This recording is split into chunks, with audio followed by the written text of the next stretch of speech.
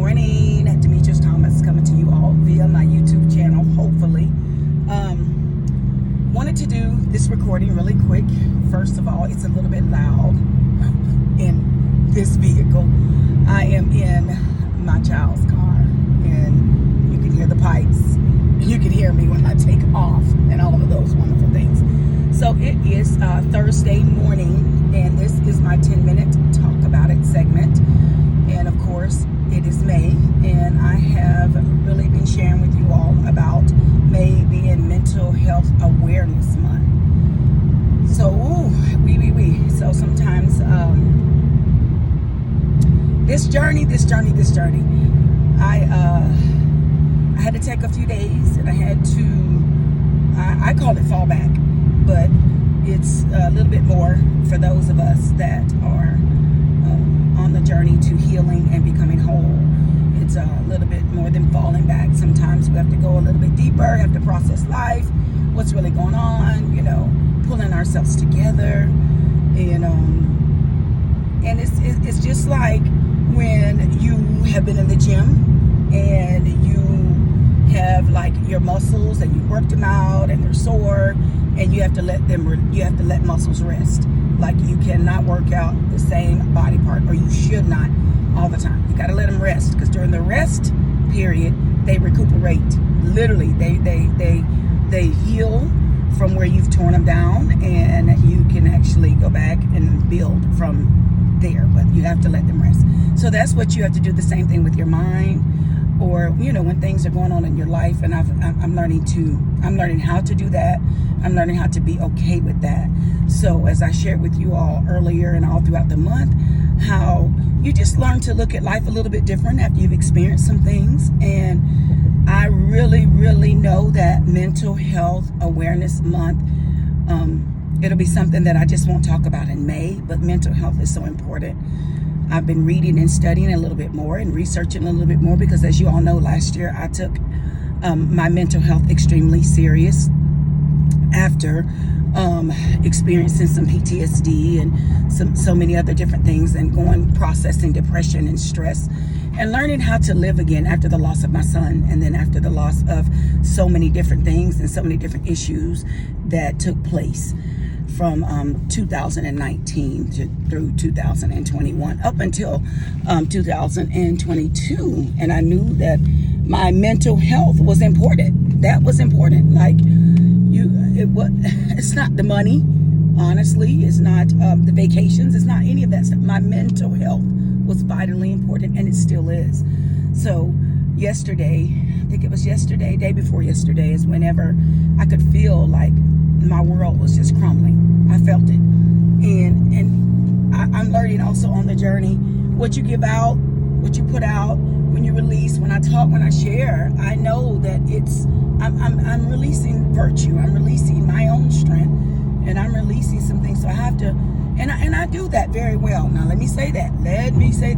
I do have regimens that I do daily to rebuild. I do daily early morning, because I was listening to someone the other day on their mental health, and they were saying, because I'm in a mental health group, and they was talking about how they literally prepare for their morning the night before, just like going to a job, but they do the same thing with their mental health. And I think that's so awesome, because that's what I was aware, that's kind of what I do. I know what I want to put into my mind the next day. My regimen that I do now is so awesome, because 2 years ago I didn't know how to do it, didn't want to do it, didn't desire to do it, and then a year later I was fighting to do it, trying to do it. But now, I feel that it's not a fight anymore. I feel that it's what I want to do. I love to do it. I know that I need it, just like exercising. Even though it's hard some days, I do it because of the benefits. I know that in the morning when I get up, and I'm intentional. That's a huge word. That's a huge word that I'll teach, I'll share.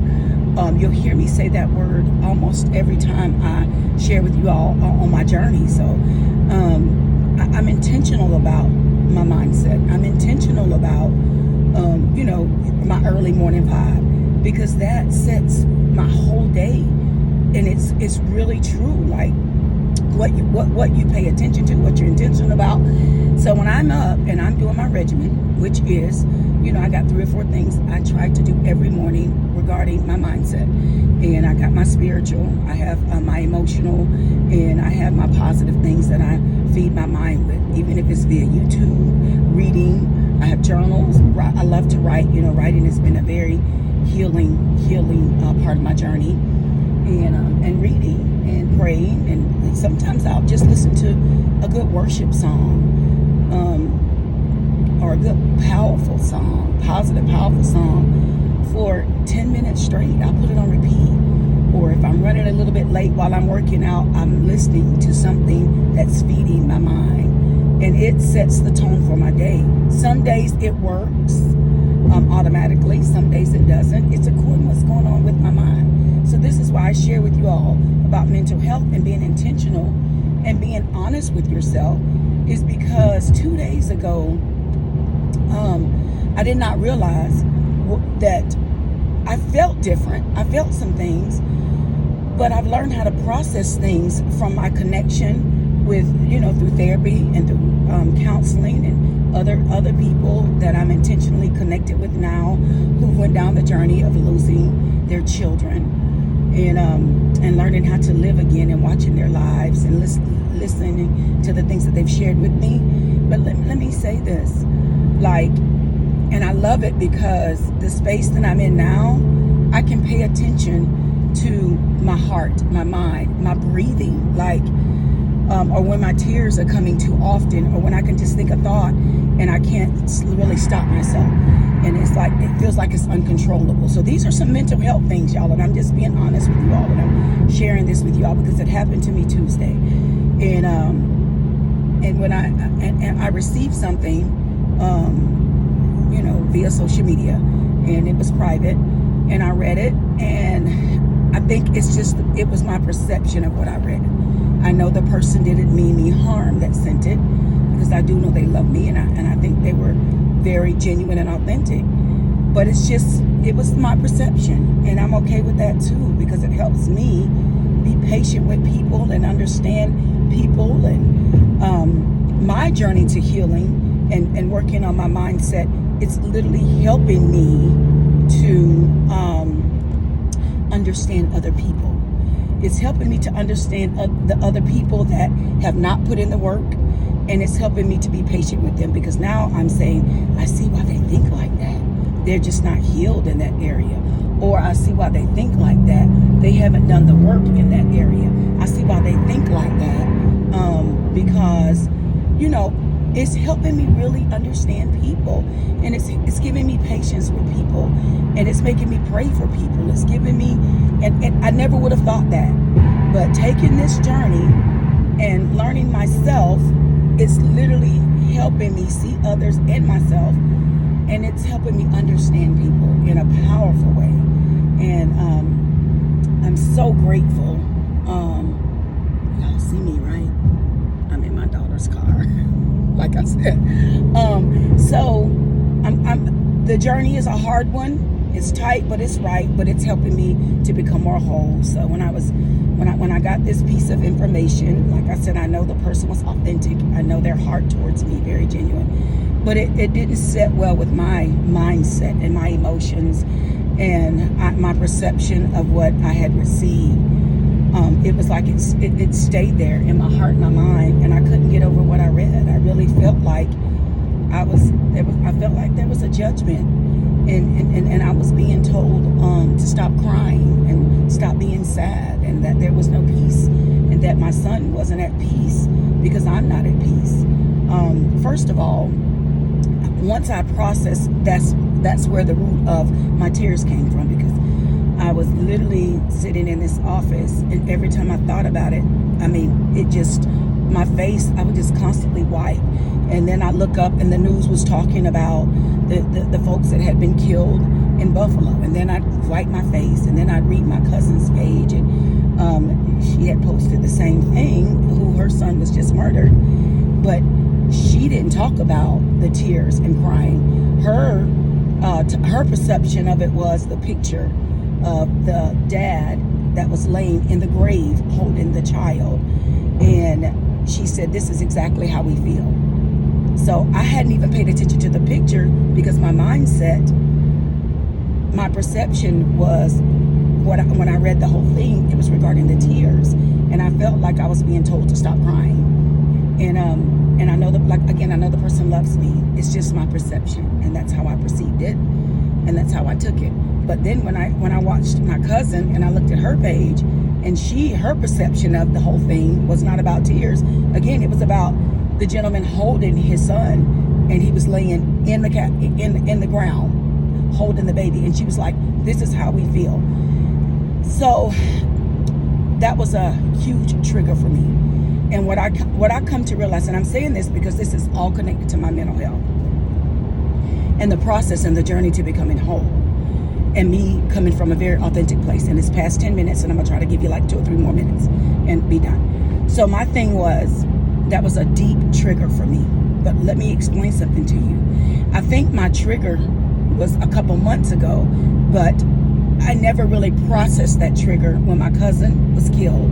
And I went to the hospital, and I was there for his mom. Felt like I really needed to be there, and I know I did, because it was a very solid moment for me. I went straight into intercessory prayer, praying for her, and just to be there for her and to hold her and to be there with the family. And I was solid when I got there that night. But as you all know, it happened the night after my book signing. So my book took off, and my book is still moving, and I've been moving a lot. And I think now that things are slowing down for me as far as speaking engagements and moving and shipping out books, because now my book's being sold online, and people are still ordering from me, but they can order online, so they're not coming through myself as much, which I'm like, phew, finally, because it really took off and is moving. So I'm just now having time to slow down a little bit from the excitement of the book being released, and like I said, the book release party, and moving and going and speaking engagements and things of that nature. So I think what's happening for me now is I'm going back to that moment, and I'm going back to processing what happened that night, because the way my tears flowed Tuesday, and the way my heart felt, and the way I had to breathe slow. I went back to therapy moments and learning how to breathe.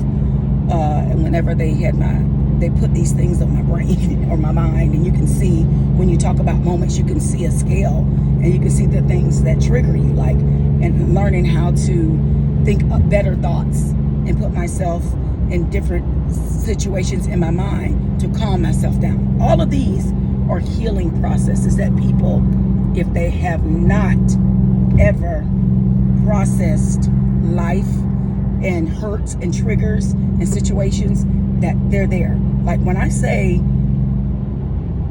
there's a level of investment that you have to do, and it's worth it. This is what I'm telling you. Like, I made a list. I had to make a list of like 10 things, y'all, that was from childhood until current, that I felt really triggered me the most. And we had to go through those in sessions, and you could see my thought process, even my breathing would change.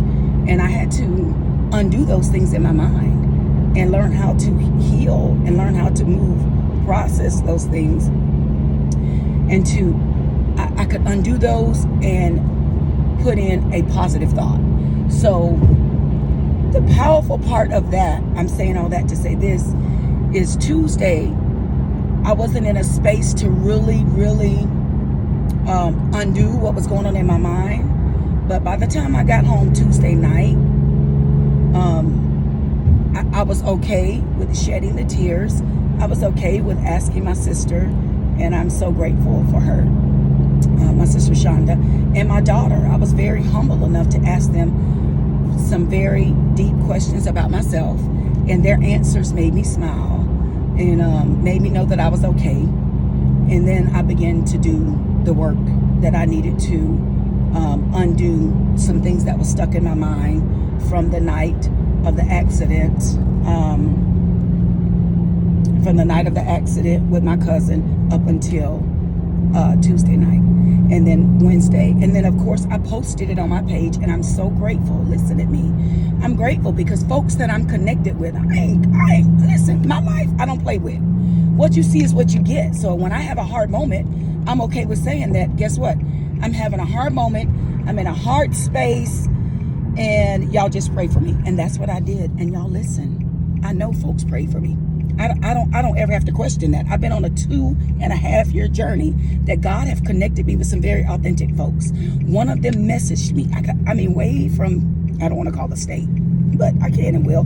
We're talking from all over that sent me a quick message. And her message really helped me to move forward. Her message, their text on Wednesday really blessed me. Just a text, just a messenger. So it's important. If God put someone on your heart and God put someone on your mind, guess what? Reach out, be obedient, because that's all it takes. That's all it took for me. And y'all, you all know me. Y'all know me. Listen, I'm strong. I'm a prayer warrior. I'm an intercessor. But guess what? We break too. We have moments too. We have days too. Yes, we do. Trust me, we do. So just by me writing and being authentic about my day, I got a breakthrough via my Facebook real friends, via my Facebook authentic folks, via my Facebook saved folks, and then those that reached out and said and done things from Tuesday until last night. I'm telling you, the journey to mental health is real, is powerful. Sometimes it takes a village, but it takes you coming from a very authentic place, a very whole place. Some folks I was vulnerable enough with, and I'm learning the difference between honest, open, transparent vulnerability. Some folks I was very vulnerable with in private, and they blessed my life, and I'm grateful for that. And Wednesday I woke up and I really felt better. I could feel the real healing process happening. I could literally feel that. And I could, I felt different, but I felt good. I felt better. And I knew that it was happening for me. So I took some time throughout Wednesday, yesterday, and I worked on some of those, I worked on the different things that I knew how to work on and to get to that space that I needed to get in. And I'm telling you, God is faithful. My friends are faithful. My family is faithful. And, and the moment was real, but I'm in a much better space and I'm smiling authentically and I'm coming from a whole place and a whole space. And I feel better. Am I all the way back? Might not be, but I'm not where I was Tuesday. And the space that I'm in is absolutely a better one. That's what I'm saying. So with that being said, I'm here. I kind of babbled all the way here. I felt like it, but I just wanted to share with you all. And I just wanted to say thank you. And the journey to becoming whole. Ooh, you know they're gonna kill me. Okay, so I'm at work now. It's 18 minutes, but I gave y'all 2 because I missed yesterday. So I gave y'all 2 10-minute segments. Love you all. Have an amazing day. Know that you're worth it. Put in the work. You're valuable. Put in the work. You're worth it. All right, that's it. Love, peace, and happiness. Your Peacologist.